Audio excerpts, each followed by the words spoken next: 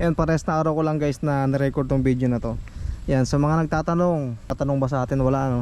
Sa magtatanong at sa mga nagtitingin ng review about dito sa may TRC Mags ano. TRC X Spider Mags. Alam nyo guys, ang ganda sana nitong X Spider Mags na to eh. Hindi ko lang alam kung anong nangyari, kung mali ba yung pag-aalaga ko dito sa motor, nauulanan ba or talagang maulan lang dito sa amin sa Aurora. Kasi tignan nyo guys, ayan o, nag-acid rain siya eh oh. Acid rain daw ang tawag sa ganyan. Hindi ko alam kung pwede patanggalin yan eh. Ayan o. Yan. Hanggang dito. Naganda pa naman sana nung mga spokes niya. 10 spokes.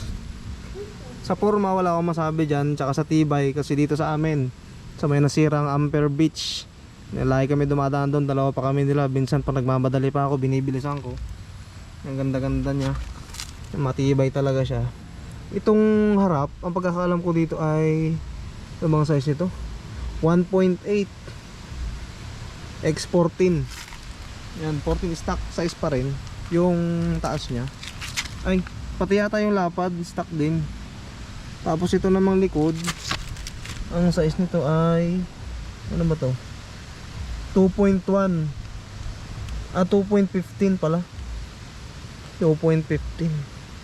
Hindi yata stock. Stock lang ba? Ayun. Okay din naman siya. Ang pagkataka ko lang itong likod, ayan o. Wala naman siyang acid. Yung harap lang. Oh. Wala siyang acid eh. Yung harap lang talaga ang dami. So ba't ganun ano? Ba't ganun kaya? So yun lang, naan lang ako sa may kanya, nag-acid yung sa may harap. Hindi ko alam kung bakit. Pero yung design niya maganda. Tsaka ang bili ko dito nasa 4.3 lang yata din kasi. Hindi ko alam kung ito yung original. Kasi nung binili ko siya sa Lazada Mall din naman eh. Last Mall. Ayun o. TRC Racing eh.